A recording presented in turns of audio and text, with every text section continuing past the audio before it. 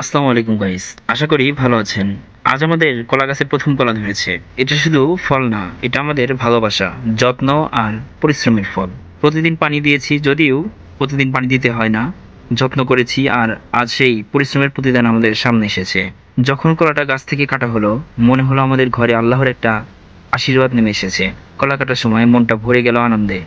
আমাদের ছোট উঠানে জন্ম নেওয়া ফলটা আজ আমাদের হাতে। কাটা কলাগুলো আমরা পরিষ্কার করলাম, তারপর সুন্দরভাবে প্যাকেট করে রাখলাম। কারণ এটা শুধু খাওয়ার জন্য নয়, এটা ভাগাভাগি করার আনন্দ।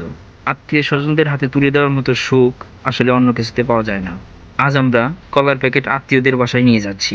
পথে চলতে চলতে মনে হচ্ছিল আমরা শুধু কলা নয়, এক টুকরো ভালোবাসা, এক টুকরো সুখ পৌঁছে দিচ্ছি। যখন কলাটা আত্মীয়দের হাতে তুলে দিলাম, তখন তাদের মুখের হাসি দেখে সত্যিই মনটা ভরে গেল। কারণ সুখ তখনই পূর্ণ হয় যখন সেটা অন্যের সাথে ভাগ করে নেওয়া যায়।